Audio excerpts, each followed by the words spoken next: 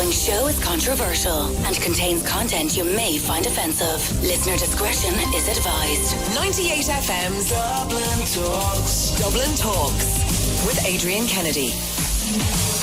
Tuesday morning. Good morning. How are you this morning? Everything good? I hope so. This is Adrian Kennedy, and between now and midday today, this is 98 FM's Dublin Talks, the mid-morning talk and phone-in show for Dublin, by Dublin, and about Dublin.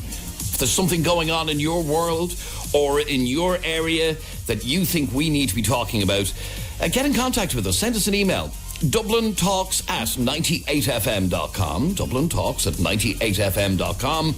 You can send us a private message to our Facebook page, Facebook.com/Adrian K and Jeremy D. Facebook.com/Adrian K and Jeremy D. And if you haven't already clicked like on our Facebook page, nearly 103,000 people have already done it, so why don't you join them? And we debate stuff to do with our show on our Facebook page. It's all happening there, actually. Facebook.com/Adrian K and Jeremy D. Anyway, what is coming up on today's programme? Well, in just a moment, could roaming charges be coming back for Irish people who travel to the UK or even to the north and use their phones? As we know, over the last couple of years, roaming charges across the European Union have been done away with. So you can use your phone in Greece in the same way that you use your phone here in Ireland. However, with Britain leaving the European Union at the end of March, does that mean we're back to paying high roaming charges if we travel to England or to Belfast? We'll find out about that in just a moment. In about 10 minutes, we hear from a man who is very annoyed. Annoyed because he spent the guts of 10 years saving to buy his own house. Now, that's not actually what has him annoyed. He has his own house now, so that's all good. But he's annoyed that everyone around him is getting a house for free, or at least as he sees it. We'll find out his story in just a while, but I was very interested in the response on our Facebook page, where we put up a post a while ago asking people how they feel about this. And I'm going to be asking if we're a country of house begrudgers. You'll hear this man's story in a couple of minutes. He finally got a bungalow in West Dublin, but he wants to know why new houses are for people who never worked a day in their lives. I don't know if that's always the case, but we'll find out about his story in a couple of minutes' time. I want to find out why men appear to have zero interest in getting involved in the planning of their own wedding. If you're a married man, did you have any interest in planning the big day? We'll find out a little bit later on. And then here's one I want to get my teeth into later on. Controversy is some parents now believe that shouting at your children is the new slapping. That it is psychologically damaging to shout at your child when they're misbehaving. In fact, I can't even say the word bold. You're not allowed to say that anymore, are you? Okay, misbehaving. And we're going to be asking whether or not you agree that it is wrong to shout at a child. All that and much more between now and midday today.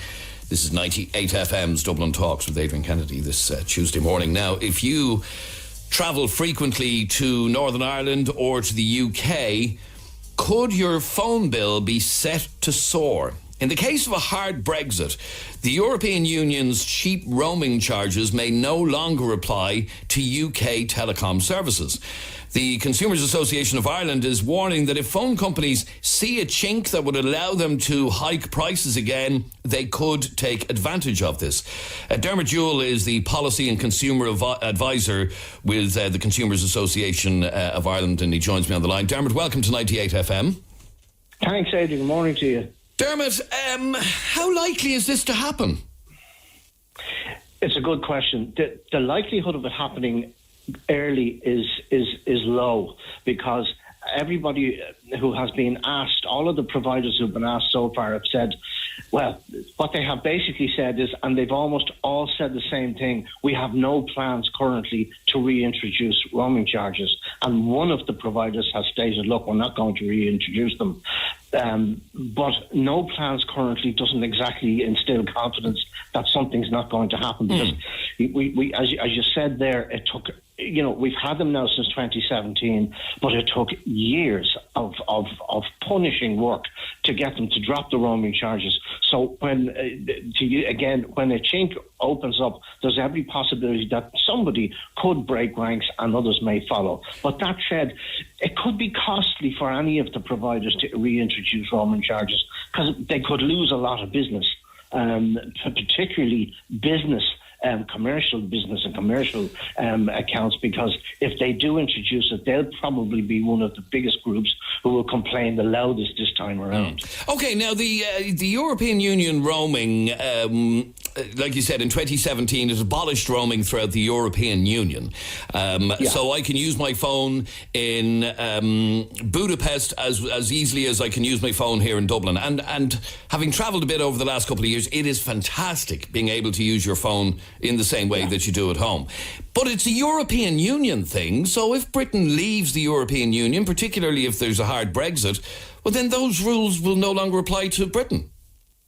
Yeah, that's exactly it. It'll be the same as if once you leave the EU, you go to any other country in the world, roaming charges apply. So it can and could happen. It is just probably the unusual element of it is because it's such a relatively small area and closest to us. The interesting thing about Brexit is the further you move across the EU and away from Ireland, it holds less resonance with them. But because we're right on the doorstep, it's very much important for us. And it's how this really came to the fore is, as you can imagine, there have been discussions going on at government level in the UK and in the EU and in Ireland.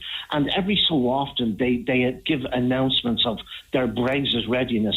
And this was one of the issues that came up. Believe it or not, it came up It came up 2 years ago, making the point that this could happen. Now, it's only now it's starting to come to the fore. And again, the reason it's not getting an awful lot of airtime or a lot of heat is that the hope and the real wish is that, look, it took so long to get to this point. It's such a benefit, exactly as you've said, that it's become a way of life that you just travel across the borders easily.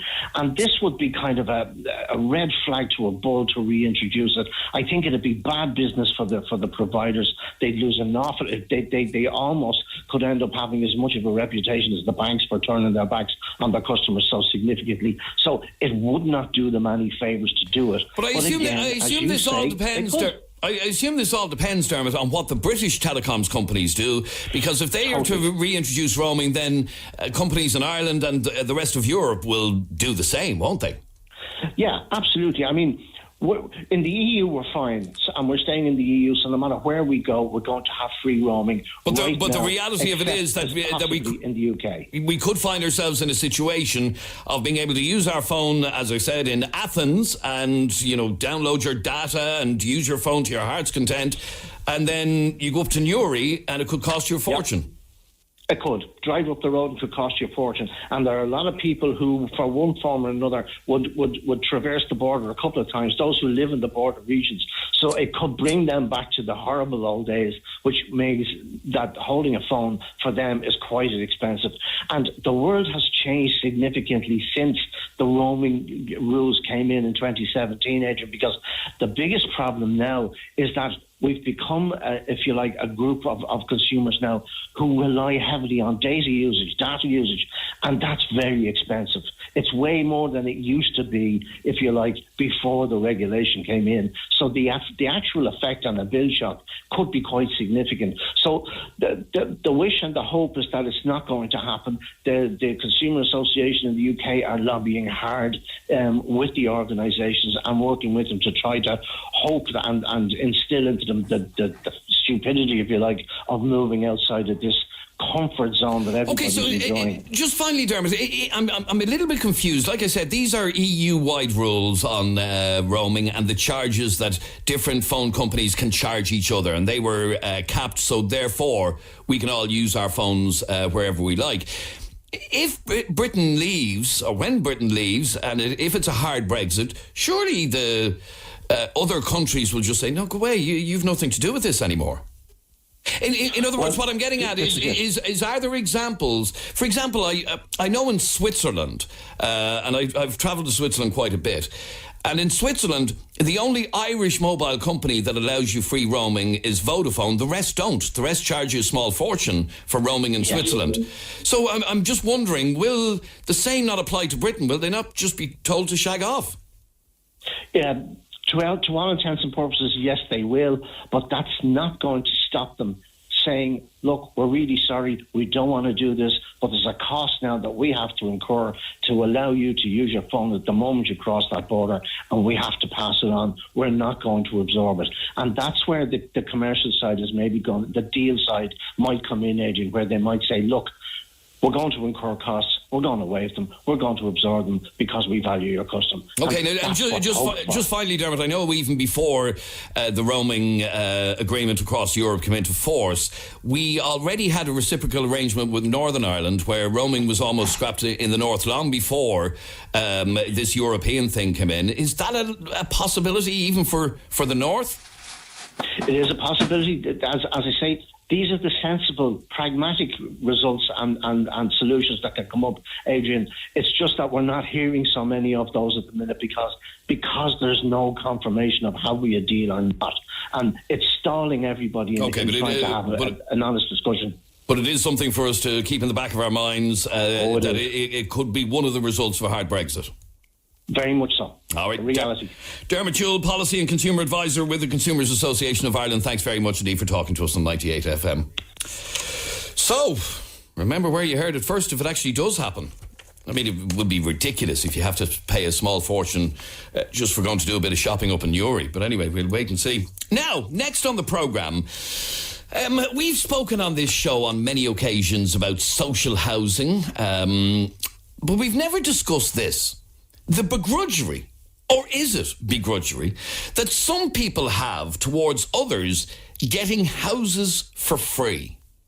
Can you understand why some people begrudge someone getting a house for virtually nothing? I want you to consider this situation. A couple spends the guts of 10 years saving up for a house. They pay all their taxes, they work around the clock, and finally they get the house they've always wanted, their dream home. Then they discover that half the people living around them are living in social housing and got their homes for virtually nothing. Can you understand why this would annoy people with a mortgage?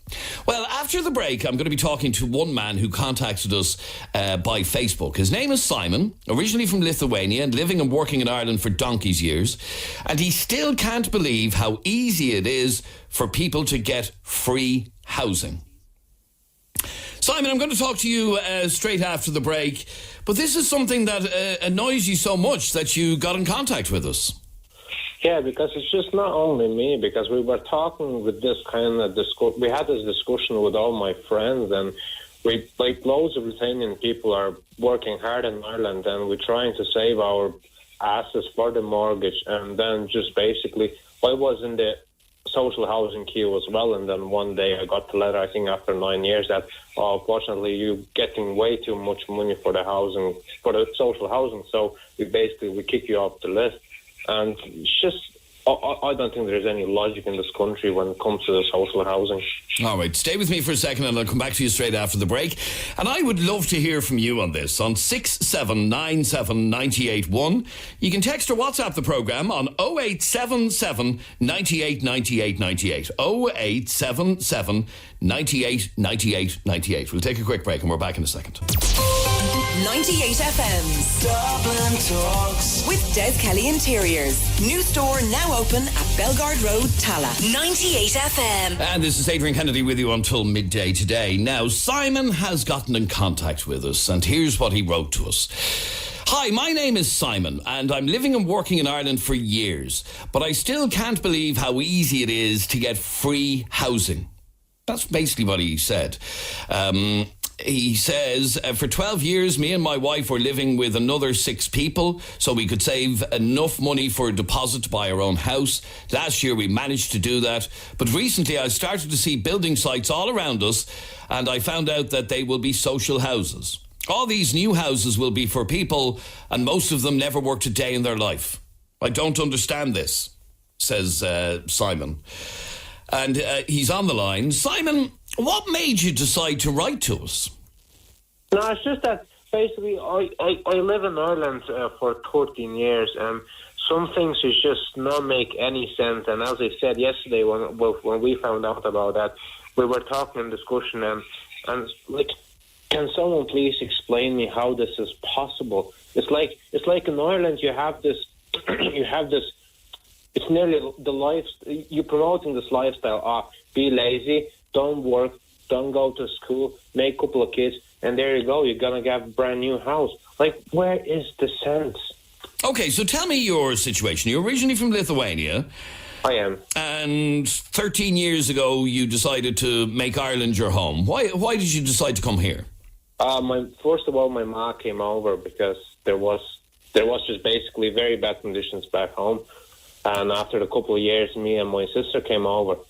So, and then as I said, like, I think the rent, we came in Ireland was 2006, and I think in 2009 the rents went high, like now. Mm-hmm. And basically, at that time I was in the school. I had to drop out of the school just basically because we were renting 2-bedroom apartment just to help my ma to basically pay the rent. And then after we decided, well, listen, we want to get our own place, but then the rent and everything, the cost of living in Ireland is quite expensive. So we managed to get a couple of friends, and basically we were renting the house, 8 people, 4-bedroom house in Dublin. And that was the only way you could survive. You to leave school, I assume, get out and work, and the only way that you could put a roof over your head was sharing with 8 other people. Well, 8 people altogether. Yeah, because it's just that back in Lithuania, we teach that don't expect anything from the government. Try, get your ass out there. There is work, and try to do everything what you can. And don't ask for, from the help from the government unless it's really, really, really necessary. But I think many people in Ireland is just kind of, you have to. I know I was reading a couple of the messages on the Facebook. It's nearly like any constitution. It has to be the roof over the head. Well, listen. It's just, I can't understand that thing. And okay, so for the last 13 years, living here in Ireland, you have never claimed welfare and have worked for most of that time, even though you were only a young fellow when you came over here. Yeah, I was working as a part-time, I think, for 2 years while I was in school, and then it was the 6th year of school. But as I said, then the rents were just going through the roof, and we kind of thought that, it's becoming very, very hard. So I had to drop off the school and get a full-time job. Mm-hmm. Okay, so you started working full-time and have been working ever since. Never claimed welfare. Never a day in my life, no. Okay, now, you, over that period of time, you've obviously been saving. And finally, after years and years of saving, you managed to get your own place last year. Mm-hmm. Correct. Well, congratulations. Which it is a great sense of achievement when you get your own place. Okay, so that's brilliant. You finally managed to buy your own house with a mortgage, like everyone else. Mm-hmm. But of late, it has started to. So obviously, you scrimped and saved in order to get this house over your head. You now have your own place to live, a little small bungalow, and everything's going well. Until lately, something has started to bother you, which is? Yeah, basically, I started to notice around whatever was a green area, the parks and everything, they started putting the fences. And I was asking one of my neighbours yesterday, I said, what's the story in here? And he says, they're building brand new houses, and I heard some of them is going to be a social housing. And I says, what kind of houses are they building? They're going to be a brand new A-class energy sufficient, and they're going to have a solar panels on that stuff. And I was like, are you for real? I saved I haven't been on holidays for probably the last 6 years. I saved every single penny to get a mortgage, to get this little house. I would like to get a bigger house, but I just can't afford it. I have a kid, I would like to get a second kid, but as again, I can't afford it. And some people is just, let's go on social. They're going to provide everything for us because they have to. So you see a situation where I suppose you're thinking to yourself, Jesus, I'd have been better off being unemployed. Oh yeah, because my we have a small kid, and basically we have to go over our heads because the crisis in this country is another fucking story. Sorry, it's another story. So basically, me and my wife have to go over the house trying to organise who's going to mind the baby. And she's working, I'm working, I'm starting at 3 o'clock, 4 o'clock in the morning and all this stuff. And it's just, I would rather stay at the home, and mind the kids. Like, I'm only seeing my kid for 2-3 hours a day because I'm working 11 hours per day. And I would rather sit at home, watch the way the kid's growing, and it's just, it doesn't make sense for me. Okay, now let's compare your home country, Lithuania. You left 13 years ago. The country was in a bit of a mess. Things are a little bit better in Lithuania now. What is the situation in your country with regard to social housing? Social housing is you're going into the queue, okay? And first of all, it's very, very, very hard to get a social housing in the capital, because I think to live in the capital is kind of, well, it's a capital, okay? It's capital of the country, so everything is more expensive.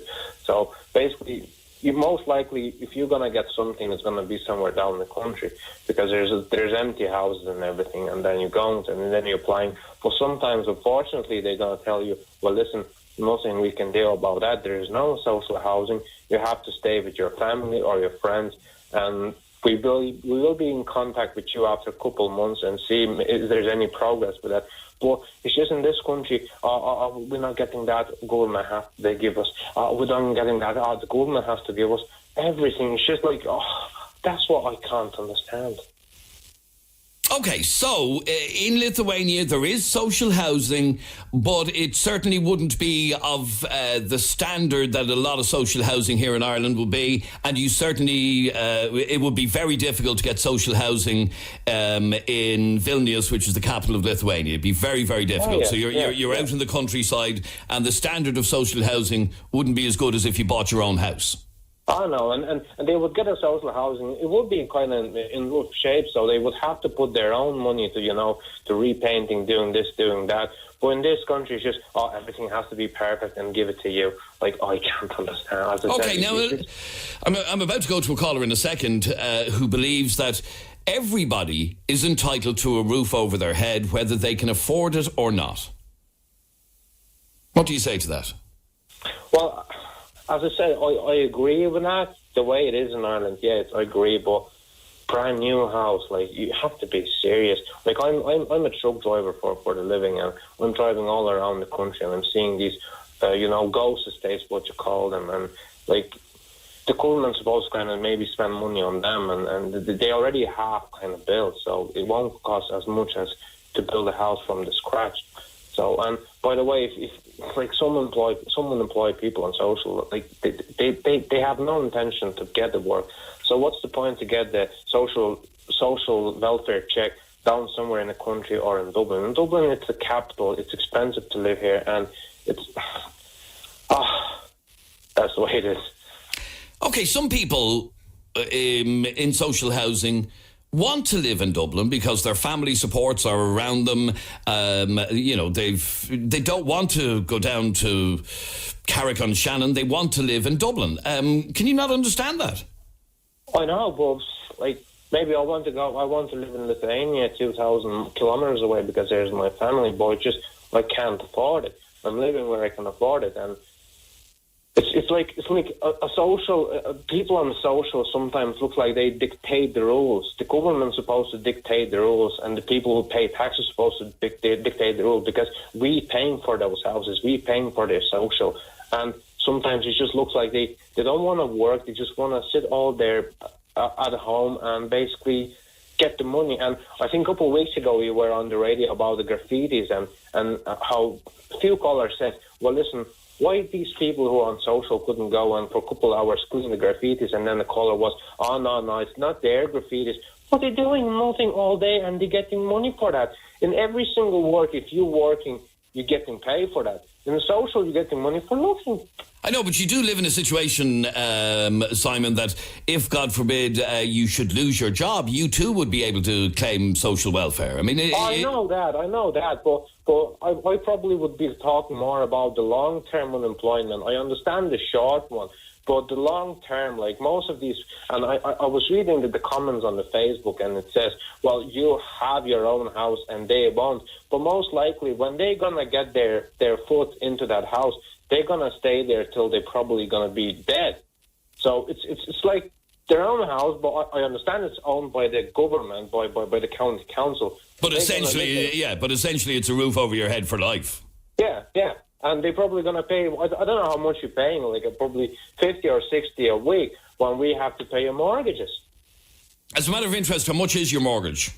It's 750. 750. Okay, so you bought a small property. It's not a mansion by any means. It's a small bungalow. I couldn't afford that, unfortunately. Okay, so it's a small bungalow, but it's your own. Well, it's not. It's probably it's probably the bank's. It's the bank's, it's going to be my own after 34 years. So. Right, okay. All right, Simon, stay there for 1 second. I'm going to take some calls in on this and see how many people agree with what you're saying. Simon is originally from Lithuania. He's lived in Ireland since he was a young fella. He was still at school when he came to Ireland. But for the last 10, 12 years, he's been working hard.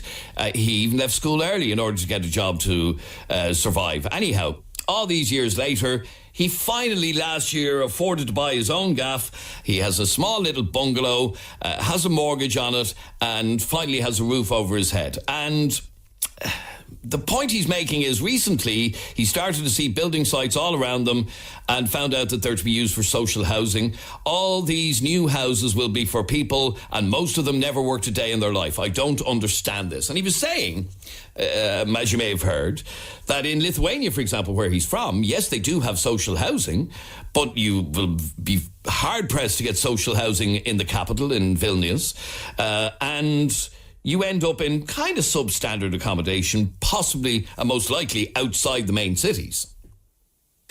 Sarah Louise, you're on 98 FM. Hi, Sarah Louise. Hiya. He's basically saying that we're too generous with social housing here. Too generous? Yeah. Has he seen the waiting list for social housing, first of all? And secondly, not everybody on social housing is on social welfare. And if they are, it's not just because they're not working. There could be people with disabilities, carers, a lot of other things. And also working class families are entitled to social housing too. And not all new builds go to all social housing. A percentage of them does, fair enough. And fair play to him, working and owning his own home. At least he can do that. A lot of people would love to be able to do that, but they can't. Why can't they? This guy was saving for 10 years. Okay, but you have a lot of carers, Jeremy, who have young children with disabilities. Look, I know that there are. Can't go to work. I know there are always you're cases. Asking me why can't they? Why can't they? Because there is reasons behind a lot of people. Not everyone out there on social welfare doesn't want to work or can't be asked to get off there to go to work. I know, but the point that he's making is it would appear that in this country you are possibly better off not working. That you'll get a house eventually. You might have to wait a long time, but you'll eventually get one. Working. Social welfare, like, fair enough, people get money off social welfare and stuff like that for whatever reason, but they struggle as well. It's not like people are okay, get €1,000 a week. In fairness, they don't. Simon, let me bring you back in on this. It's no bed of roses for people who are. It's not a bed of roses. Like people have to answer to the social welfare as well. There's bloody. I don't mean to. Course, sorry, but these are reasons why the ZTech jobs path. People are being sent to all these places to look for work. Okay, so Simon, what do you say to that? Firstly, there's a very long waiting list for social housing, but secondly, it's no bed of roses. People have genuine reasons that they are in receipt of social housing.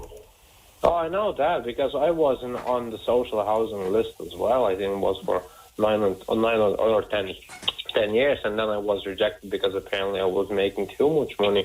But and I'm not saying that all the people, some of the people are really genuine, and they're supposed to get a social housing and ASAP, but there is a people who basically who kind of goes around the rules, goes around the law, and. But sure, do you get that in any aspect of life? Working class or not working class, people break the rules. People go out and rob. People go out and take drugs, whatever. You get that no matter whether you're working or not working. So you can't really come and say that, it's all people on social welfare that are doing all this and that and the other. It's not.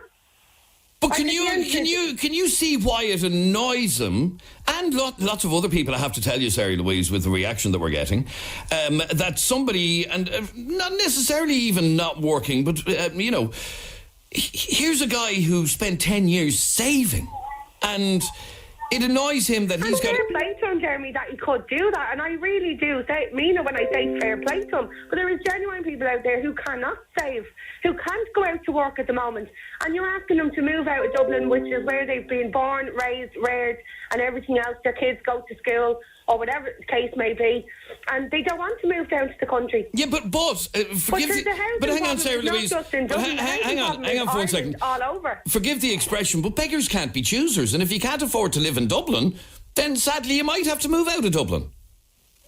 Well, why though? Because everywhere. Hang on for 1 second, Sarah Louise. The problem is that Dublin is the most expensive part of the country, as is every capital city. You just heard Simon saying... So why can't the government then cap and do something about Dublin with the rents? The rents in Dublin are mad money. The government are the ones in power. They can easily try and cap rents in Dublin to match the rest of the country, but they choose not to. All right, stay there for 1 second. Let me bring in some more calls on this. 6797 981 is our telephone number. You can text or WhatsApp the programme 0877 98 98 98.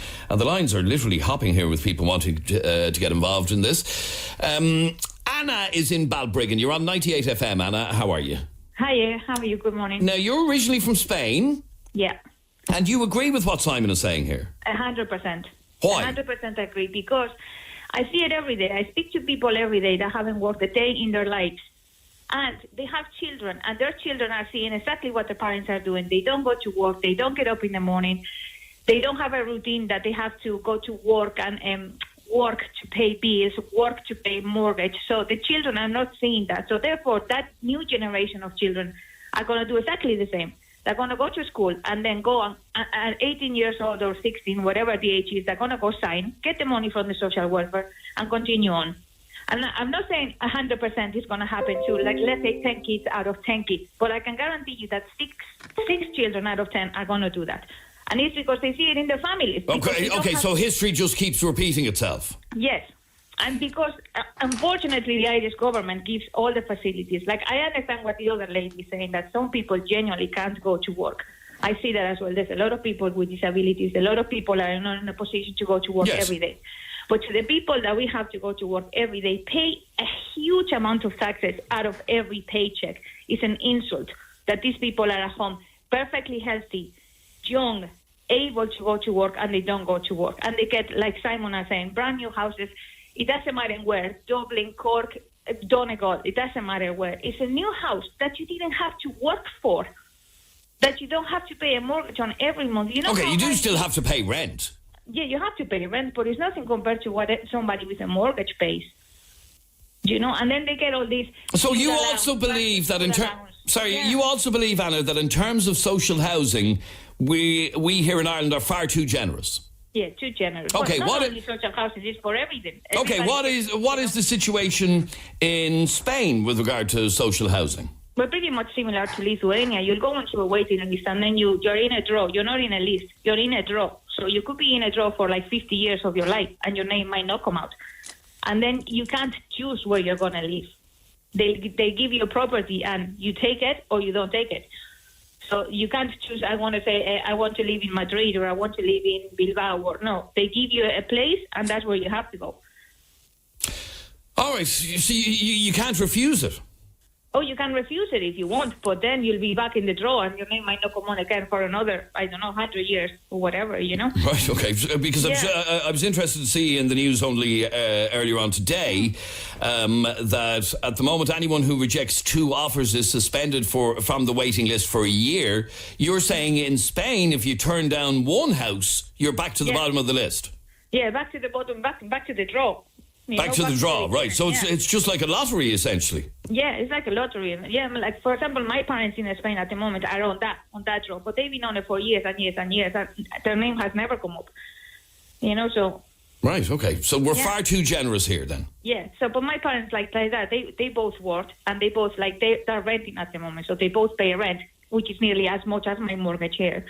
So therefore, me and my 2 sisters, the three of us learned that we have to work hard to get something. And the 3 of us own property now because we know how hard it is. Do you know? So do you think we make it too easy for definitely. people not to get a mortgage, to hang around on the housing list. Yeah, definitely. Okay, do me a favour and stay on the line there for 1 second, Anna. 6797 981 is our telephone number. Text or WhatsApp 0877 98 98 98. Let's have a listen to this WhatsApp voice message. You see, this is what's wrong with this country. It's people like her getting on, moaning, I need this, I need that, I want this. People can't move out of here. Like, shut up. Get out and work. I'm okay with people with disabilities, carers, getting houses for their family members, stuff like that, or poor unfortunate mothers that are stuck with 2 or 3 kids, no father. Yeah, them. But people on their own, coming from working class, no. Get up like the rest of us, get out, earn it, and work for it. That's what I think. I'm fully behind the guy there from Lithuania. I bought a house 10 years ago, private estate, everything nice.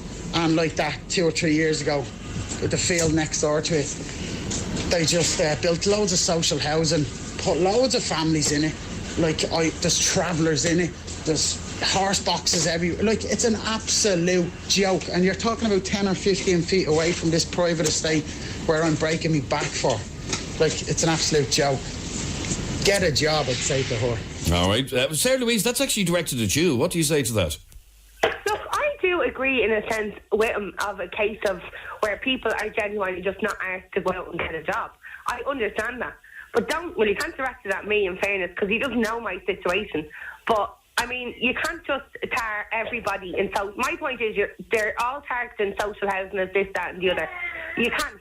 Because there's so many people in so many different circumstances. People that have genuinely never worked a day in their life, have no kids, have no responsibilities, I fully agree with. Fair enough. Go out and get a job. But that's down to the government as well to get them out to work. I've been unemployed myself. Can I just say one thing? Yeah, I've been unemployed myself with kids. Only 10 weeks after having a baby, I was sent to D-Tech to look for work. Now, as it turns out, I'm actually a carer to my young son with severe disabilities. But I would love to get out and work. But parents like ourselves, who are carers, genuinely do a talk show on the state of the services for children with special needs and adults even with special needs. The services are a joke. If the services were there, more people would get out and be able to get a job because there'd be more specialised schools and everything else. Do me a favour, Sarah Louise. I have to take a quick break, but I'll come back to you. Stay on the line there for a minute. And Simon, I'll come back to you in a moment. I'd love to hear from you on this. It's a huge reaction. We're back in just a second. 98 FM's Dublin Talks with Des Kelly Interiors. New store now open at Belgard Road, Tala. 98 FM. And this is Adrian Kennedy with you until midday today. Our telephone number is 6797 981. We're in the middle of a conversation all to do with social housing. And one of our listeners contacted us, annoyed that after saving really, really hard for 10 years, he finally got his own place. And then he sees a load of social housing being built around him and wonders, geez, would I have been better off on the dole all that time? Andrew, you're on 98 FM. Hi, Andrew. Hi. Now, Andrew, what did you want to say on this? My daughter there has 3 little girls and she couldn't afford to stay in Dublin. So she moved out of Dublin and they bought a house down in Cavan. As have thousands. I'm pretty proud of them that they did that, because they were renting in Dublin. No, and I was about to say, as have thousands of Dubs had to move down to. Yeah. And I think what that lad is saying there about buying his house and everybody else is getting a free house, I'd see it around me myself. I think it's disgraceful. I think if they're doing houses, why not build them down in Cavan and parts of the country and give them to these people and offer them? And they should only get the 2 offers and be put down the bottom of the list. As the girls from Spain says to you, 1 offer is enough, and then they don't get it. Yeah, no, I'd never realised it was like a lottery system over there, that you just get put into a draw. There's no housing list per se. No housing list. It's a great idea. You get drawn out, and then you get offered a house, and if you refuse it, you go down the bottom of the list. Yeah, it's 100% agree with it. All right, but do you not think, though, Andrew, that everybody has a right to a roof over their head, whether they can afford it or not? Well, I can understand about the roof over your head. I can understand about having a bed to sleep in. But what we're talking about, there's people here living in Dublin in hotels. Are they homeless? Like, I'm talking about a person that's in the fields, sleeping in a tent. I class them as homeless. As a matter of interest, Andrew, this is one of the things I've often heard from people. I don't want to move down to Cavan. I don't know anyone down in Cavan. Blah blah blah. Is your daughter happy in Cavan? She's very well. At the start, we were looking, and we sat in the way for a bit. We didn't want us to move, but they made their choice up, and it was the best thing they did for their 3 girls. And the girls can go out and play and enjoy themselves, and they have a lovely home, and they own the home, and they're doing very well for themselves. Good for them. All right, stay there for a second, Andrew. Let me go to Jeanette is in Monkstown. You're on 98 FM, Jeanette. How are you? Hi, how you doing? Good, thank you. You yourself are in a council house after waiting 18 years to get one. Yes, Adrian. 18 years I was waiting to get a council house. I left school when I was 15 and went straight into work, and I've been working every day since. So it's not only people on social welfare that get free houses. And when you say free houses, it's not free. I pay top rent here because I work full time. So and when you say top rent, what's top rent? Well, you're talking close to €100 a week. Now, I know there are people screaming at the radio when they hear €100 a week. Because there are very few places you can rent in Dublin for €100. I understand that completely. That's 400 quid a month. Some people are renting properties for $2,000 a month. Yeah, I understand that. My daughter is in the same situation. She lives in Carrickmines and she pays €1,500 a month in a 1-bed apartment. Okay, so you say you're paying top rent. You're not really. Yeah, for a council house I am. It's based on your income. A house is a house, though. Yeah, I know that, and I waited 18 years, but he's saying that it's people on social welfare that get free houses. I worked all my life since I was 15. Okay, so I paid plenty of taxes, plenty of PRSI. Do you know what I mean? So he's wrong in saying that. So you qualified why? How did you qualify for a social house? Well, I got pregnant at an early age, and you can put your name down. Anybody can put their name down on a council list. Anybody can. Okay, somebody just texted in this second. Listening to that lady, you could write the book. I got pregnant at a young age. Yeah, and I went out to work. I didn't claim any social welfare. So again, I'll ask the question, how were you entitled to a social house? Because you're allowed to put your name down on the council list, and that's what I done. That's what I done. I went down. Is it because you had a child, or is it because you were on low income, or what? No, anybody can put their name on the council list. You don't have to have a child. You can.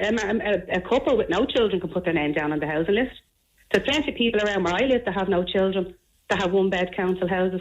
So it's not only for people that have children. It's not only for people that are on social welfare. Simon, I know. Listening to this, you're probably thinking to yourself, I shouldn't have bothered. I shouldn't have bothered going for my mortgage. I should have just put my name in the housing list and left it there. We teach to try to do yourself, like everything, and the government's not there to support you, like, well, Irish people don't understand that. Okay, what do you say to that, Jeanette? The government's not there to support you. It's up to you to support yourself. Well, I have supported myself all my life, but I was never in a position to be able to afford a mortgage. I went out and I worked 40, maybe 45, 50 hours a week. Do you know what I mean? So, and why didn't you do what Simon did and saved all those years? Because I was a single mother and I was rearing my daughter on my own. So, and I was trying to get out to work, get people to mind her. So I couldn't save for a mortgage. Okay, he was saying that, the government isn't there to support you. I have gotten a lashing of messages from people saying that woman is not living in the real world. €400 a month is not real rent.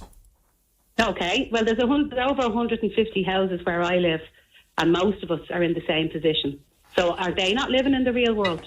Okay, stay there for 1 second, because Christoph, you're on 98 FM. How are you? I'm good. How are you? Okay, you arrived into Ireland from Poland in 2005 with absolutely nothing. No, it's just what we had only. It was a third-level education. My parents looked after us very well in Poland, and they've been supporting us, me and my wife, obviously from the different family, but the same setup in the family, making sure that you have a third-level education, you can speak few languages, and very good. Okay, right? so you arrived at least with an education. Yes, exactly. So, And believe it or not, we started to work in Tesco. My wife started to work in Pop, being basically a waitress, because we wanted just to start effectively and improve our language. And after 2 years, we started to do our professional job. So my wife did join the bank, and I did go to work in logistics. Okay, and that's what it was. Yeah. You arrived here in 2005 with nothing but an education. Where are you now? What is your situation now? Basically, I have we have purchased in 2013 a lovely 4-bed house in the south side of Dublin, and I have my own business now, and I'm working for myself. And the reason why I put the message through is I don't want to brag, or I don't want to basically highlight the fact that it's possible, but I would like to show that it is possible to achieve whatever you want if you're putting an effort into education. And that's why I do believe that a lot of struggling families, they should be identified, and the children from the families, they should be true to the system of the proper education, because believe me, it works very, very well. If you're in a position that you can basically choose where you want to live, you see, because we both with my wife speak also German, so we can pack and go to Germany. But that all comes down to the point that you made originally, that you arrived to Ireland with nothing but an education. Exactly. That's exactly what I'm trying to achieve. Obviously, what I'm trying to put across. The thing is, obviously, in my view, it's critical to understand that nobody should get nothing for free. Everybody should work. And what I'm saying is, of course, as the caller is saying, listen, everybody's situation is different. I accept that. And I would never see anybody, and I would never like to see anybody without the roof over their heads. But I would like to make it a little bit more challenging and difficult to do it, because as Simon said... Well, now, 18 years on a housing list is fairly challenging, in fairness. Well, I don't know what was the previous caller's situation, but it is not easy. I accept that. That's what I'm saying. I'm trying only to be against the lifestyle that no work, basically never worked before, and children see that. Okay, and people, and that was the point that Simon was making earlier on, that people shouldn't be rewarded for doing nothing, essentially. Simon, I'm going to leave the last word on this to you. It's been a very interesting conversation. A lot of people agreeing wholeheartedly with you. Others saying it's not quite as simple as it is.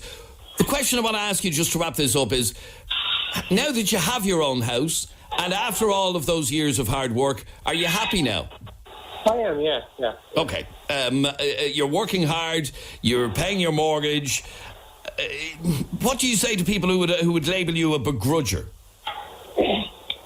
I guess. You can call me a racist, so I don't care. Right, fair enough. All right. Simon, we appreciate you getting in contact with us, and thanks for raising your issue on 98 FM. Thanks very much. Good to talk to you. All right, there you go. One of the busiest reactions we've had to a subject for quite a long time. This is 98 FM's Dublin Talks. I'm Adrian Kennedy. We're here till midday today. On the way after the break, are you a man who got married but did nothing for the wedding? There's loads of you out there. We'll be talking about that straight after the break. 98. Live and exclusive to Dublin's 98 FM, Monday through Friday between 10 and midday. This is Adrian Kennedy. You're with 98 FM's Dublin Talks. And Trish is here with Tuesday's top headlines. Thanks, Adrian. The Cabinet is due to consider what projects will have to be put on hold to make up for cost overruns at the National Children's Hospital. €100 million has to be found by ministers this year because construction at the St James's site is running over budget. The INMO leadership will meet tomorrow to decide when its members will vote on a pay deal for nurses. Surgeries and outpatient clinics are going ahead following the suspension of this week's planned strikes.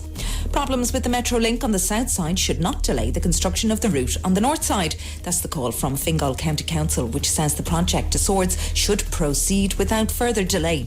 The service in North Dublin is due to be completed in 2027. And Vampire Weekend has been added to the summer series lineup at Trinity College. The band will take to the stage on July 1st, in addition to the likes of Paul Weller, Janelle Monáe and New Order, who will all perform on different dates that month. Tickets go on sale this Friday at 9am. Now you're up to date on 98. Thank you, Trish. 98 FM's Dublin Talks with Adrian Kennedy.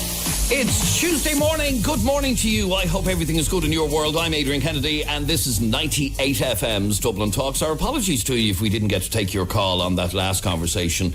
And when I say it's one of the busiest reactions we've had in a long time, that's not an exaggeration. And a lot of you trying to get on the programme, but it is time to move on. So thank you very much indeed for your interest. And very interesting conversation. And I think a lot of people feel very strongly about that one way or the other. Anyway, let's move on. Now, next on the programme, a bride-to-be has posted on a wedding site about her fiancé and the fact that he has absolutely no interest in getting involved in the planning of his upcoming wedding.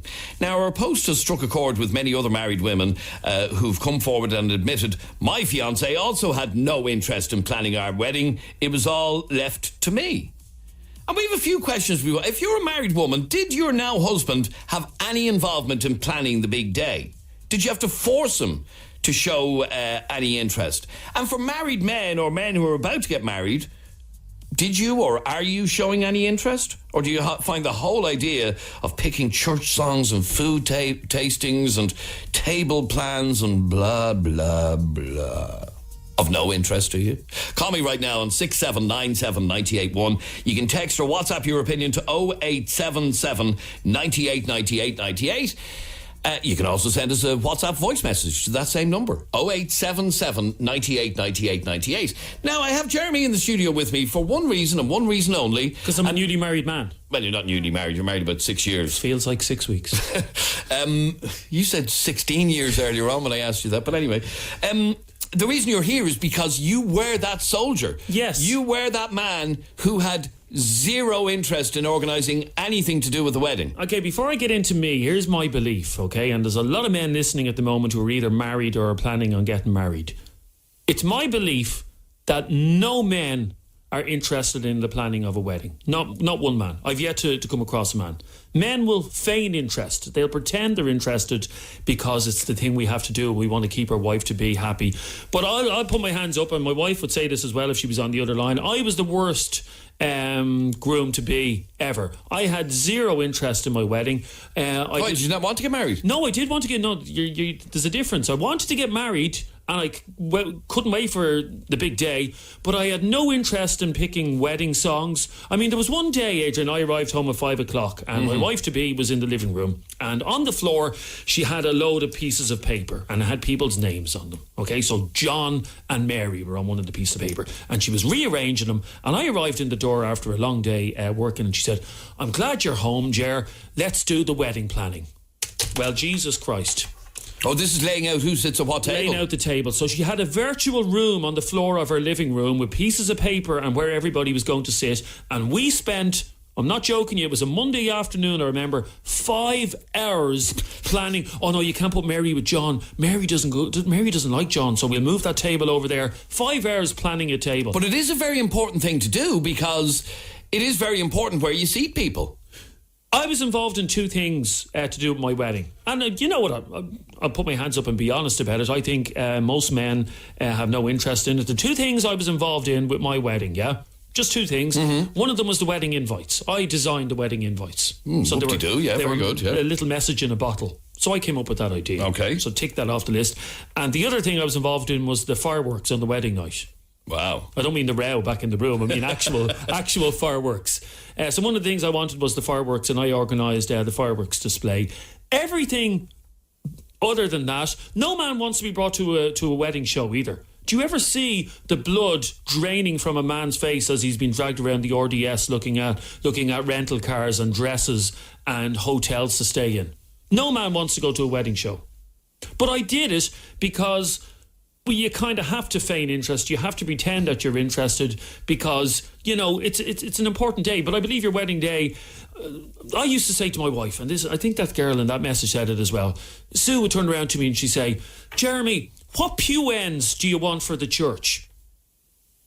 Oh. And it was a deathly silence. Well, I didn't know what a pew end was, so I Googled it and then I came back to her and I said, you know what, Sue? Whatever pew ends you want, I'll go along with. I'm happy with the pew ends. No man wants to have to choose a pew end. No man wants to have to pick what flowers are going to... Did you care what flowers were on the altar when you got married? No, not really, no. Did it bother you? No, not really. I mean, there could have been, carnations on the altar. I would have noticed if they were horrible looking, but... no, I didn't care. So my point is, women have to stop. You have to stop pressurising men into showing an interest in the wedding day. Yes, I wanted to get married. Mm-hmm. Yes, the wedding day was the happiest day of my life. But I didn't give a fiddler's what the pew ends were. I didn't give a fiddler's what music was playing when we walked up the aisle. I couldn't have given a damn what the music was. Okay, we want to find out from other men. Did you have any role in planning your wedding? Because Jeremy maintains that men just have zero interest. Zero. It's not in our... How can I say this? It's not in our makeup. It's not in our build-up. Well, okay, so here's a message that says, all my husband did was taste the food. He absolutely did nothing. It's so annoying as it is stressful. I don't think they realise what pressure it is. They're just lazy gits. Sorry, there's another one to mark on my list. Thank you for that, Adrian. I did the cake testing as well. Which was actually the only... Whoop-de-doo, you tasted a few cakes? It was brilliant. We went to a bakery and they put 5 cakes in front of us. By the way, never go for chocolate biscuit cake at your wedding. Why? Guests don't like chocolate biscuit cake. Do they not? It's too heavy. Too heavy for that time of evening. Anyhow, actually I went to the cake testing and the only cake that I wanted was red velvet, and I was ruled out of order. Okay, the first dance song. Sorry, I've just been reminded. I got to choose the first dance song. And we did that together, yeah. Together? Yeah, we chose it together. We had that song. Okay, so that's what you got involved in. Basically, no. For our wedding, no, I did most of the stuff for our wedding. Why? Probably because she was a typical man. She was the lazy git. I ended up doing lots of it. Really? Yeah. And did you enjoy it? Didn't bother me. No, didn't bother me. Picking songs. We see, it wasn't a church wedding, so you don't have to organise as much in a church wedding. Like, did you get to write the vows? We did it together. Okay. Yeah. Very modern couple you are. Very modern, yeah. Okay, call us right now on 6797 981. Text or WhatsApp 0877 98 98 98. 0877 98 98 98. Here's a great line. I love this. We try and get this person on the phone. Lads, most men don't give a damn because even when we give our input, our significant others don't listen anyway.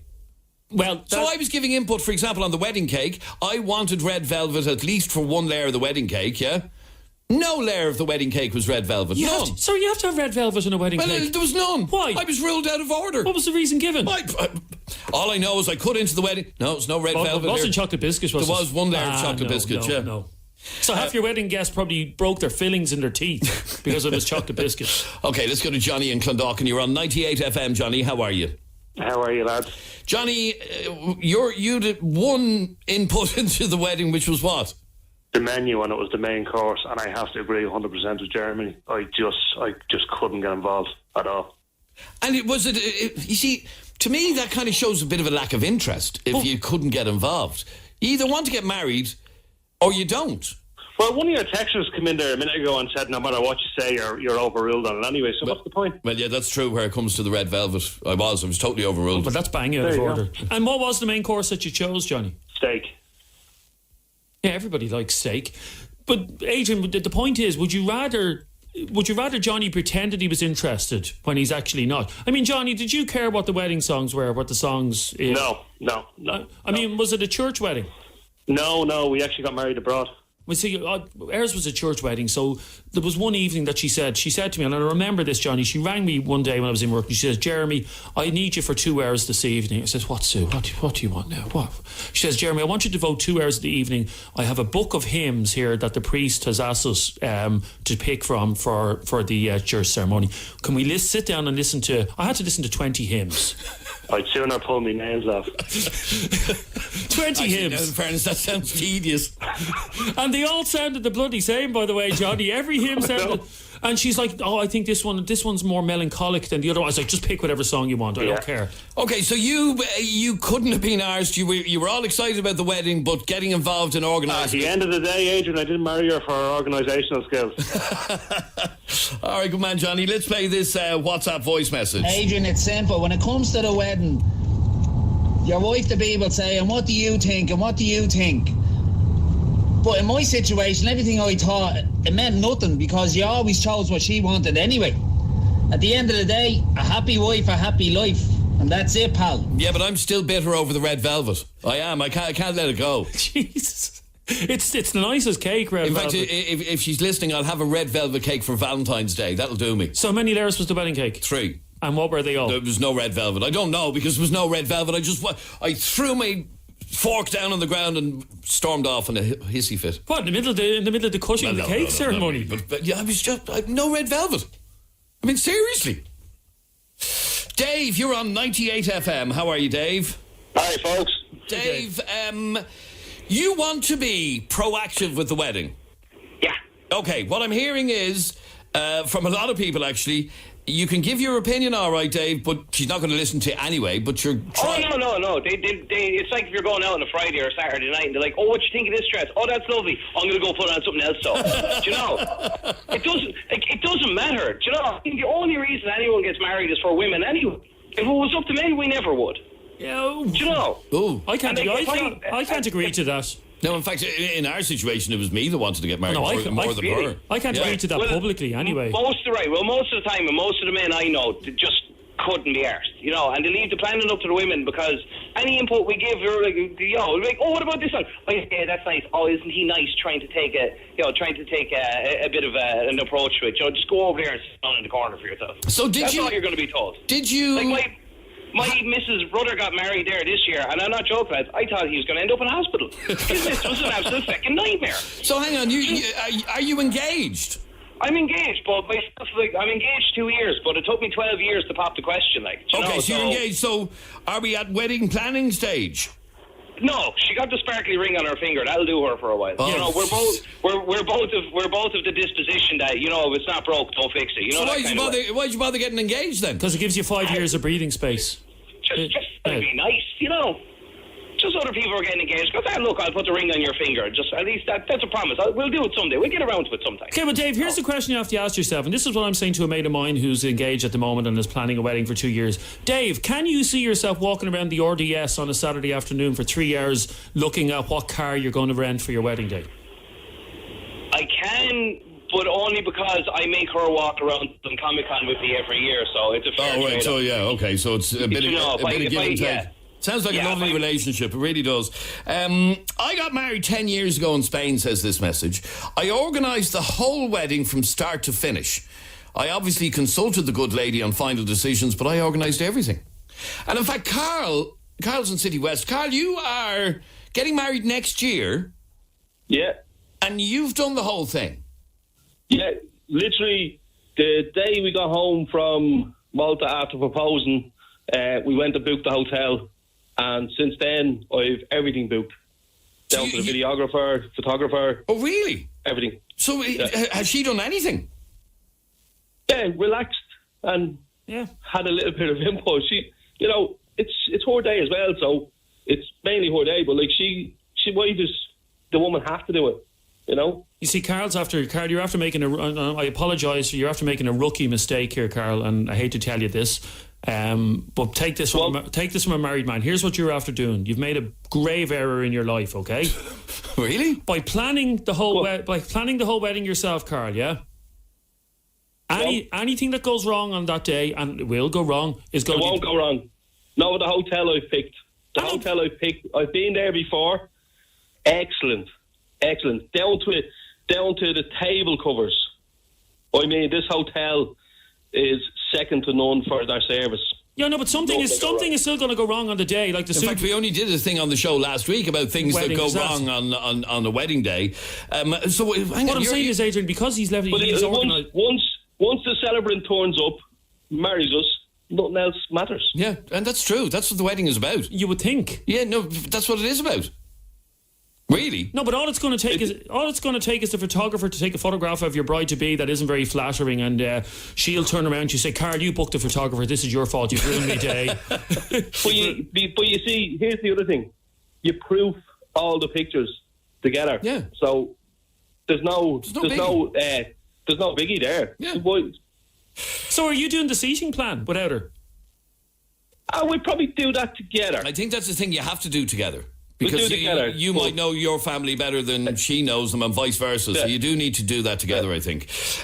Here's a message here, right, from Andrew. And he said, 2 grooms here, but Mammy did everything. No matter what type of wedding it is, the women always take charge. Yeah, but that was the case with my 2 mates who got married, 2 gay lads as well that got married, and neither of them, they wanted to get married, but they didn't want the wedding, if you know what I mean.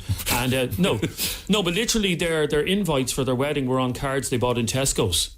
You know, like, you're invited to this party. That was the wedding invites. That's... What more do you need? What? What more do you need? Hey, you need something special for invites, do you not? No? Don't know. Look, a lot of people are texting Adrian wanting to know what red velvet cake is. A lot of people don't know. What? Who doesn't know what red velvet cake is? Some people aren't as discerning diners. It's just a bloody sponge cake that's coloured red. Yeah, that's what it is. It's the new fancy thing for weddings. It used to I wouldn't know because I didn't have it at my wedding. You really need to get over that. Okay, I didn't. It's the only thing I asked for. Joanne, you're on 98 FM. How are you, Joanne? Hey, how's it going? Good, thanks, Joanne. Did you have red velvet as your wedding cake? I didn't, no. Oh. We had a simple, we didn't have chocolate biscuit cake either. We just had a simple kind of sponge cake. We got married away in New York, so it was kind of, red velvet it was 11 years ago, so red velvet it wasn't even a thing then, No. I know. It wasn't a thing at my wedding either. Anyway, Joanne, your hubby was very much involved. Yeah, very much so. We did everything together. As I said, we got married away, so we picked the venue together, we picked all the songs, like we had a whole playlist basically to give the DJ as well. So we used to sit down at night with a few beers, a few glasses of wine, go through all the songs, see what would be good to be played at. He's a printer, so he did the invitations, made them all up. He'd be creative like that, picked out the menus together, and we had great fun doing it, and we've great memories of doing that, of planning the wedding for it, you know. Okay, so he enjoyed it. He enjoyed his role, because wait till you hear this. Hang on there for 1 second, Joanne. Barry. How's it going? Barry, you simply got a suit and turned up on the day. Pretty much so, yeah. Yeah, that's the only thing I was left to look after for myself. I just go get the suit. And as a matter of interest, you know that suit that you got, did she have to approve it? Oh, pretty much, yeah. Oh, right, okay. So you couldn't even do that by yourself? No. The first went to whatever the bridesmaids were wearing. Right, so basically you turned up on the day? Yep. Didn't know anything else that went on with the day. Didn't know about cars or anything else. Really? You knew nothing? Yeah. Now, Joanne, he missed out on loads, didn't he? I think he did, and I think, I don't know, I know women can be kind of very controlling sometimes, but as well, I think men, for an easy life, just go, I'll just show up on the day, you know, but I don't know, I thought it was brilliant, the two of us just doing it together. I think couples should work together to make it more fun rather than just kind of having one person do it the whole time, doing it all the time, you know. So, Barry, you missed out on a lot. Do you not think, when you arrived on the wedding day and you went, oh, look at that, she did that. Did you not feel, I should have been involved in that? Well, no, you see, the wife loves shopping, so I said, right, well, leave her doing all that sort of shopping and all the arrangements and all that sort of stuff. So the wedding day was like sort of a surprise for me. It was like a kick getting home Christmas morning. That's a cop out now, come on. It really is, you lazy good for nothing. Yes, there you go. And did you even want to get married? Oh, yeah, I wanted to get married, all right, yeah, it was a good day out, like, you know what I mean? So, hang on. Take a step back there for a second. I want to get married because it was a good day out. Well, put it this way, it's the only day where you can go and sit and have a few drinks for the whole day, and she's not ringing you every 5 minutes, where are you? Oh, that's the I hope she's not listening. Oh, so do I, you're screwed. You're still with her, obviously, Barry, are you? Ah, yeah, all going well, yeah. That's hilarious. Yeah, no problems there. That's hilarious. Brilliant. I love it. Thanks, Barry, and thank you, Joanne. After the break, I'm going to be talking to somebody who is very heavily involved in weddings to try and find out whether or not men could be bothered. Listening to a lot of the men we've had on, they couldn't be bothered at all. This is 98 FM's Dublin Talks. I'm Adrian Kennedy. And by the way, if you run a bakery, you can send me in a red velvet cake just to make up for the fact that I wasn't allowed to have one on my wedding day. Quick break. We're back in a sec. 98 FM's Dublin Talks with Des Kelly Interiors. New store now open at Belgard Road, Tala. 98 FM. So men have it would appear, zero interest. Well, not all men, but a lot of men have zero interest in organising the wedding. Dr. Lorraine Mancy O'Brien is the director of Marry Me Ireland. Lorraine, welcome to 98 FM. Thanks very much. So, is it a case, well, certainly from our listeners, a lot of the men we've been talking to have zero interest. They, well, as one fella told me a couple of minutes ago, I got the suit and turned up on the day. Is that what you see, that men have very little interest? Do you know what? I don't think it is. In all honesty, I think it's a bit of a fallacy that the woman would take over most of the wedding planning. I think it's really about, in my experience, opportunity to be able to say, if it's if we're talking about a heterosexual couple, of course, for the woman to say, do you know what bits would you like to do or be involved in? I think that invitation is quite essential, because otherwise they feel that they might not have a role apart from just to turn up and have fun on the day. Mind you, listening to some of the men we spoke to, they were quite happy to have zero role or one job. Well, do you know what? I think, in all honesty, most women would want to just have no job in the wedding. I don't believe that for a second. I think a lot of ladies, a lot of women want to organise nearly everything. Well, you see, I mean, I would have thought this before I got into the business, but in all honesty, we do the ceremonial part. So when we sit with the couples in a consultation to say, okay, how have you imagined the ceremony? What would you like? Very often, one of the couple will take sort of, the front stage and say, okay, well, I've actually dreamed of this my whole life, and usually that's the woman.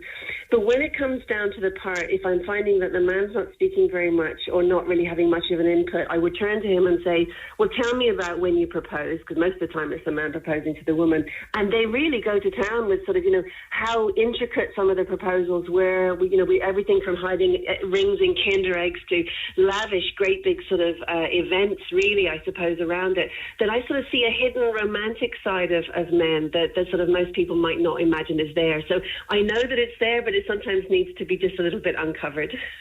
Okay, organising a wedding, does it have to be extremely stressful? No, it doesn't. And most people put themselves under huge amounts of stress for that. We're seeing a much more relaxed version of weddings now, and all sorts of things. We call them sort of pop-up weddings almost, where people are saying, listen, let's just have the ceremony in a pub or a hotel or even outside. You see a lot of those.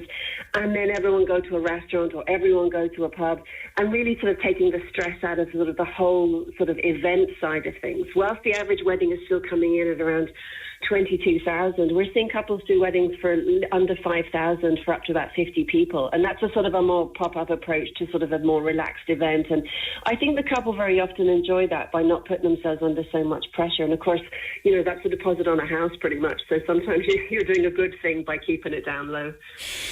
Doing a good thing by keeping it down low. All right, very good. Lorraine Mancy O'Brien from Marry Me Ireland, thanks very much indeed for talking to us on 98 FM. So there you are. It doesn't have to be stressful. It can be nice and chilled, and it probably works a lot better if you share the workload. But listen to some of the lads listening to us today. Not interested in the slightest. 98 FM's Dublin Talks. Call 6797 981. You can text or WhatsApp 0877 98 98 98. Now, Jeremy is still with us because he wants us to have a conversation about something that's going on in his gaff at this minute. This is with the wife. Yes. It's all about disciplining children. And we came across a report that myself and Adrian were reading earlier on today, that certain people are now claiming that shouting at children to discipline them is the new smacking. So obviously smacking is now taboo, Adrian. It's socially unacceptable, isn't it? 20 years ago, it was very acceptable to slap a child, to discipline them. But nowadays, shouting at children is becoming more and more taboo. And it's something that, now Adrian has stats here to show how many parents actually do shout at their children to discipline them. But this is where myself and my wife disagree in our parenting. My wife is kind of one of these new age parents, Adrian, where she watches these programs, these Dr. Phil programs, and she looks up stuff online and she reads books about parenting. And she is an anti-shouter parent. She doesn't believe it's necessary to shout at children when they're bold. I, on the other hand, regularly shout at Luke when he's being bold. He's at the stage now where he's testing us and he's pushing boundaries and stuff like that. And I mean, you've been there with your kids, Adrian. You know what it's like when they They try to test you. And children will test every single bone in your body, won't they? Every bit of patience you have, they will, yeah. A child will. And I'll be honest, I'm going to put my hand up and say that I do shout at my young fella, at Luke, regularly. I lose it with him. There's sometimes when he does, like the other day we were trying to leave the house. We were in a hurry to go somewhere and he wouldn't put his shoes on. And he was lying down on the ground, rolling around going, I'm not putting my shoes on, I'm not. And I just completely lost it. And I'll be honest with you, I screamed the house down, put your shoes, I'll tell you exactly what it was. Put your shoes on or we're not going to that cinema. At the top of my voice. And my wife came running out and she says, Jeremy, that's not how we parent in this house. Oh. She says, we do not shout. Shouting gets you absolutely nowhere. You need to... There's this new thing, you won't know this, Adrian. Parenting has changed since you were a parent of young children. There's this new thing where they tell you, come down to their level. So you have to go down on your knees and be at eye level for them and make eye contact with them. And you can't shout at them anymore. You have to speak in a low voice and you have to speak calmly to them. So I was supposed to get down on my knees and go, now... I've asked you 4 times to put your shoes on. We're going to be late for the cinema. Now, can you please put your shoes on? Well, you will be interested in new research to hand from the Growing Up in Ireland study, okay? And it found that 7% never shout at their children. Okay, so that's my wife, yeah. Yep, never. 52% do it now and again. 17% do it regularly. So which category are you in? I'm the 17%. Okay, you're the 17% who do it regularly. Because they don't listen to you. Kids do not listen to you when you speak in a normal voice. Well, this report, here's a report from the States, and it says, shouting at children is the new form of slapping. It says harsh verbal discipline, like you screaming at the young fella the other day, get your shoes on! No, I didn't curse on him, by the way. No, okay. Get your shoes on and we're not going to that cinema. That's exactly what I said. Okay. Yeah. Screaming at your child can be damaging. Damaging for the child. Psychologically damaging for your child. It also claims that shouting has the same negative effects on children as slapping does. Is that not snowflake parenting now? Like, if we can't... We have this thing in our house, by the way, that my wife swears by. It's called the bold step. Have you ever heard of the bold step? Yes. The naughty step. Mm-hmm. To my mind, it doesn't work. I don't think the naughty step actually works. And, I mean, you were shouted at as a child, weren't you, Adrian? I'm sure. Yeah, of course. How are you now? Are you okay about it? I'm good, yeah. Yeah, is everything okay? Still love my mother, yeah. Yeah, and I think the vast majority of people listening were shouted at as a child, and they're now comparing it to slapping. Yep. That's exactly what this report says. Harsh verbal discipline from parents could be damaging to them. It claims that it has the same negative effects as slapping does. Now, behind the scenes on this show, sometimes we get things wrong and sometimes I screw up and make you look stupid on the radio. What do you do when I make you look stupid? I scream at you. You scream at me. Does it bother me? Well, I don't know, does it? No, are you psychologically damaged? No, I'm not psychologically. I know, because it's a natural human instinct when you're angry and you want something done to scream, is it not? But she does this thing. My wife. But you're not a child. She's going to kill me for this. But she does this thing with her hands, yeah. Where when I'm screaming, yeah, she doesn't even open her mouth. But my wife will turn around to me and she'll do this thing with her hands, yeah. But she go down, bring it down, bring it down, bring it down. No need to shout. No need to shout. It's crazy, isn't it? Okay, I can see how that would annoy you. Or am I just old school parent? Well, that is the question. 6797 981 is our telephone number. You can text or WhatsApp 0877 98 98 98. Which category are you in? Are you the 7% that never shout at your children? The 52% who do it every now and again? Or the 17% who shout regularly? Well, according to a Galway-based parenting coach, Val Mullally, she even runs an online boot camp for parents entitled Stop Yelling, 9 Steps to Calmer, Happier Parenting. And as I said, the report from the States says that screaming or shouting at your child could be damaging to them psychologically. It also claims that shouting has the same negative effects as slapping does. Sinead is in Drogheda. You're on 98 FM, Sinead. How are you? Good, how are you? Sinead, do you shout at your kids? Of course I do. I'd be stupid to say if I didn't. Okay, of course you do. As if it's a given that most parents do. Yeah, I think they do. I think it'd be snowflaking as well if the parent doesn't shout because it's ridiculous. Okay, do you slap your children? No. No. Okay, so what this report from the University of Pittsburgh says, harsh verbal discipline, like screaming at your kids, it could be as damaging and have the same negative effects as slapping children. Well, it didn't harm me growing up. I got slapped. I was shouted at. I got the belt, a wooden spoon, and I grew up perfectly fine. Okay, but you don't do half of those things now. No, I don't know. Why? I don't have to, because my voice does it all for me. My children quiver when I shout. Oh. You know, like I have to go, like there this morning, one of my children who is 6 refused to get dressed at 8:10 to go to school. I had to say nearly since, say, 7 o'clock to get dressed, trying to deal with the other children. Mm-hmm. Eventually then I just lost my cool with him, and I just took him off the couch, got him dressed. Now he might have been screaming at me, thumping me, whatever, but I was shouting at him. But he got dressed and went out to school. So we can't do the naughty step. Okay, does it worry? Why can't you do the naughty step? Because they go out and sit with that biscuits on it. There's something that they always say to children. Like my daughter's one, she loves to stand at the bottom of the step now and sit there with a biscuit or a toast. So I can't put them on it. They think it's oh, look at me, Mammy, I'm sitting at the bottom of the step and it's funny.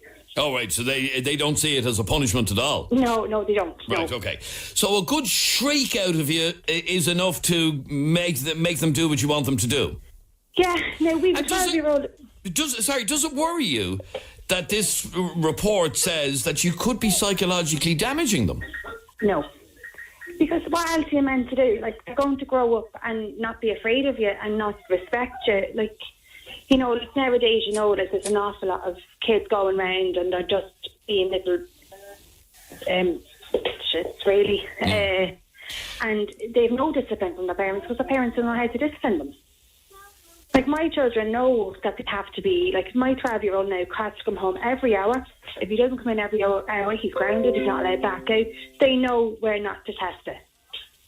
And he's going. Okay, so you don't believe you're causing any damage, psychological or otherwise? I know, there's a big difference in constantly screaming at them, as in where I'm going, oh my God, my ears are buzzing myself. But I wouldn't be constantly doing it as in 24/7.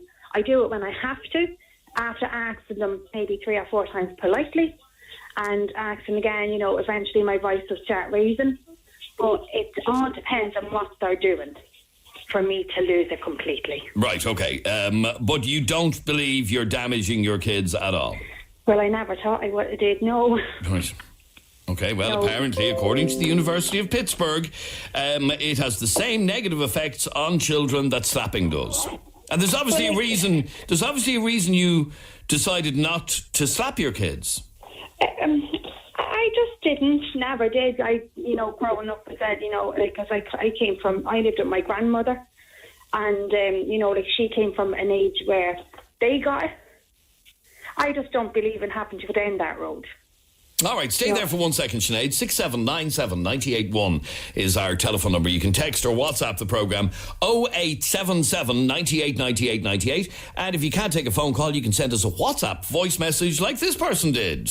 Jamie, that is disgraceful parenting. I don't believe anybody should shout at children nowadays. It's just absolutely disgraceful. You should talk to them like they're your equal, because that's what they are, a miniature version of yourself. They're your equal between you and your partner, and I just don't believe it. You should be reported for that kind of stuff. He has to be taking the piss, is he? Anyway, you can send us a WhatsApp voice message as well to 0877 98 98 98. It is psychologically damaging to shout at your kids. And I know an awful lot of parents are thinking, Jesus, what's left? If I can't shout at them, what can I do? Here's another WhatsApp voice message that's just come in to us. Hey lads, just on the shouting there. I don't really believe in shouting at your child. I have an 8-year-old and a 5-year-old, 2 boys, and I tell you now, sometimes they do push the boundaries. But if you talk to them in a stern voice, I've tried, when they're growing up, I've tried the ball stepping on, and it does work. If you go out there, I'm sitting down the ball step and say, right, you're not moving for 5 minutes or whatever, 2 minutes later, they'll have time to think about what they've done, and they'll be all hugs and kisses, and they'll be sorry and everything when it comes in. And removing stuff from them, I find that my lads are allowed to play the Xbox at the weekend, but every time for an hour and stuff. But every time they're bowled, I'd remove 10 minutes, and they soon get the message. See you later, bye. Okay, bye. 6797 981, text or WhatsApp or voice message to 0877 98 98 98. Stephen and Niamh, I'll take your call straight after the break. 98 FM's Dublin Talks with Des Kelly Interiors. New store now open at Belgard Road, Tala. 98 FM. Busy show today, lots of reactions to this as well. We're talking about a report which claims, now it's an American thing, but sure it applies to children here as well.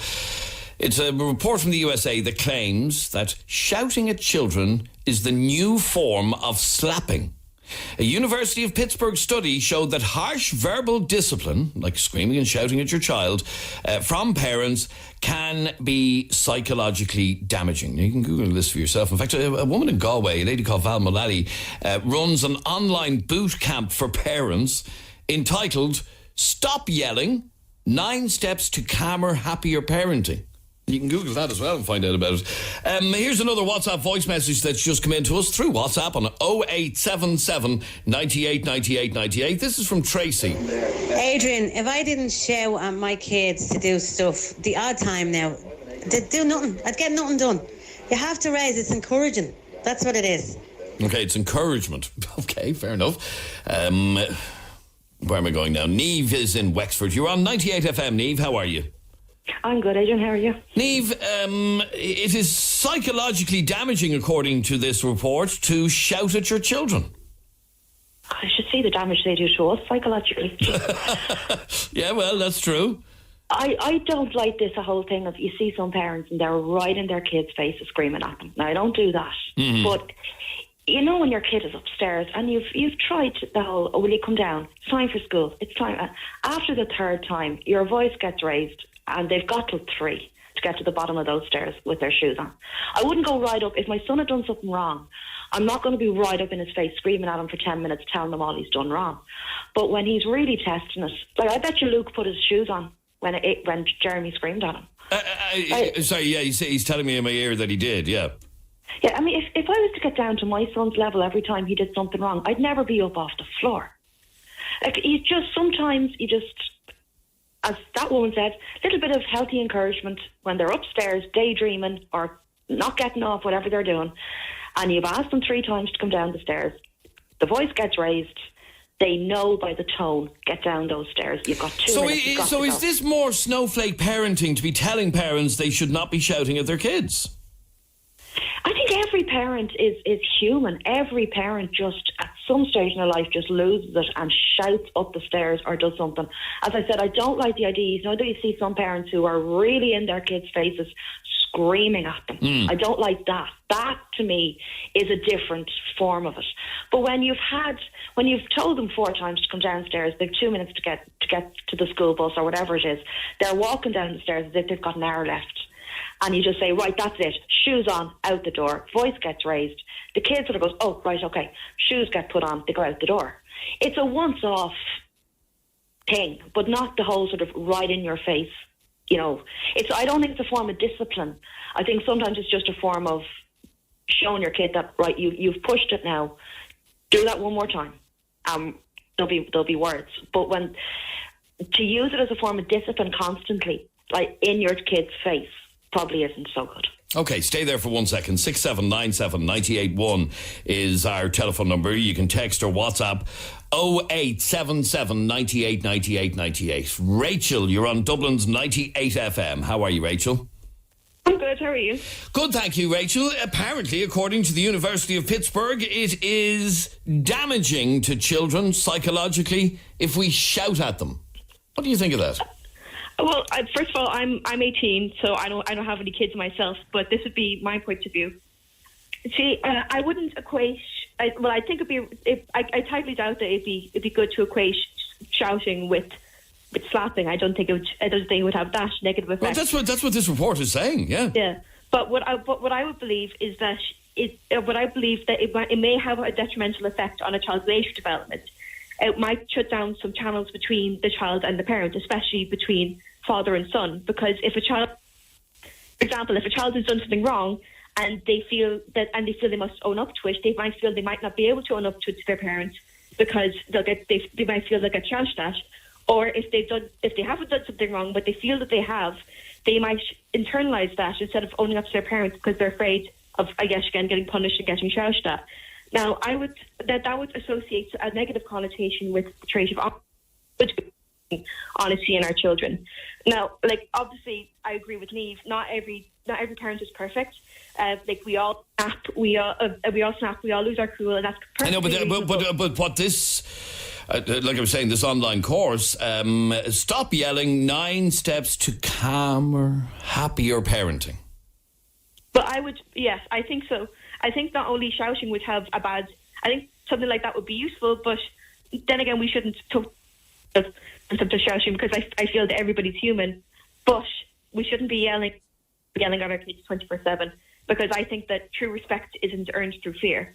I think that it would for relationship development. And maybe that's where this report is comparing it to slapping. You just said yourself, you don't think respect is earned through fear, and it can be as fearful to be shouted at as it is to be slapped. Yes, I think it would be fearful. Like if I was a child and I didn't quite understand what was going on, because children have a very kind of, but they would take things at face value. They would, so for example, if a parent is stressed, maybe they have work, maybe they're dealing with relatives, and they kind of, if a child isn't cooperating and they snap and they yell, a child doesn't really get that. They don't understand that what their parent has gone through. So they might.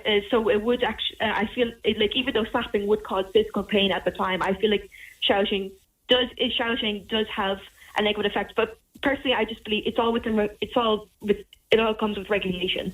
Okay, but stay there for 1 second because, by the way, our telephone number is 6797 981. Excuse me, stick an 01 in front of that if you're calling from your mobile. I shouldn't have to explain that, but you wouldn't believe the amount of people who say, couldn't get through to you. Anyway, let's go to a woman with 6 children who's in the Midlands. Her name is Denise. Hiya, Denise. Hello, how are you? I'm good, thanks, Denise. Now, 6 children. Yeah. Do you shout at them? Of course you do. I have 3 teens and 3 smalls. Sometimes you just have to shout to be heard. You know, but I don't shout excessively. Would it be regularly? You know, sometimes it's like Jeremy with the shoes. You know, that type of thing. You repeat yourself over and over and over again for so long, and then you might have to raise the bar. You know, but I don't believe in this snowflake parenting. I think, you know, you're not teaching the children resilience at all. They go out to the big bad world, people shout, teachers shout, you know, they go to work, bosses shout. If you're shielding... Sorry, actually, I'd love to know the answer to that. I've the strangest feeling that teachers don't shout anymore. Oh, I don't know. Well, maybe somebody can confirm that for me one way or the other. I was of the understanding that it is discouraged, at least, teachers shouting directly at kids. I'd love to know if that's true or not, if anybody can confirm that for me. But, okay, so you find yourself... We were saying about the statistics that showed that 7% never shout at their children. That's not you, no? No. Okay. 52% do it now and again. Yes. And 17% do it regularly. I'd be probably in the 52%. Okay, when was the last time you shouted at one of your kids? Funnily enough, not this morning. Oh, right. Not this morning was a good morning, was it? This morning was a good day. Right. When you're trying to get 6 of them out on time and catch buses and all, it's you can find yourself doing it without even realising you're doing it. But, for purposes... I'm about to go to a call who says that it actually achieves nothing. It doesn't get done what you want to get done. Okay. No, I wouldn't agree with that. For you, it does work, does it? Yeah, sometimes it does work. Yeah. Like, a simple thing, like you might say, get down off the chair, get down off the chair, get down off the chair, get down off the chair, and then they get down. Like, it does work sometimes. Okay, so being calm and all of that works to an extent, but eventually when they're just not listening to you, you have to raise it a little bit. Yeah.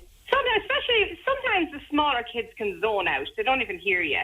You know, and if you're repeating the same thing over and over again, they're not tuned in at all until you raise your voice slightly and then they hear it. All right, stay there for 1 second, Denise. She does it.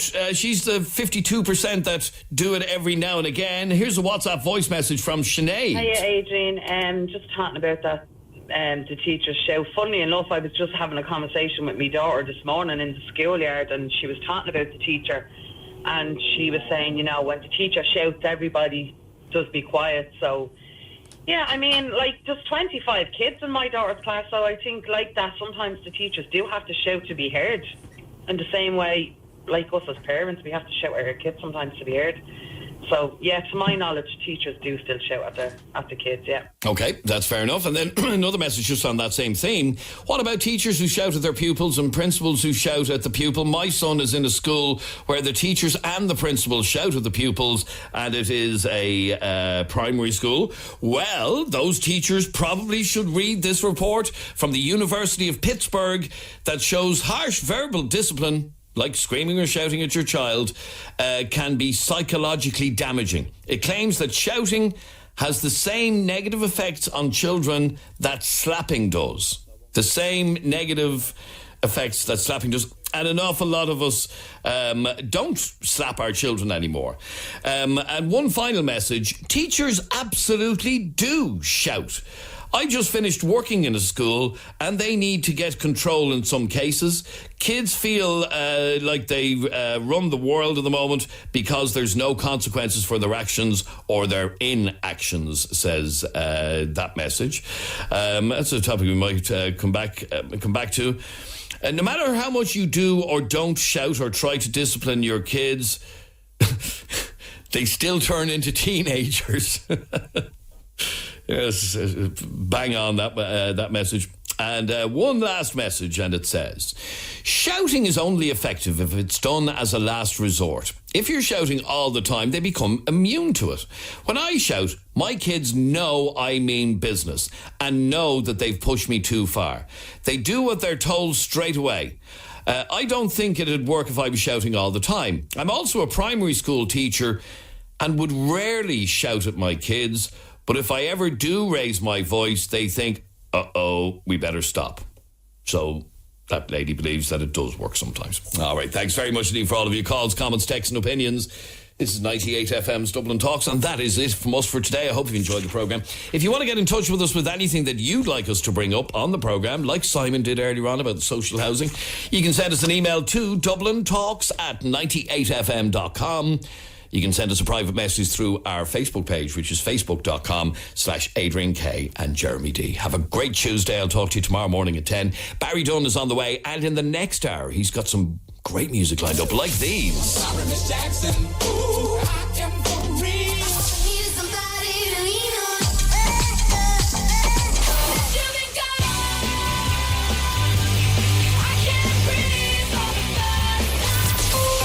98 FM's Dublin Talks with Des Kelly Interiors. New store now open at Belgard Road, Tala. 98 FM.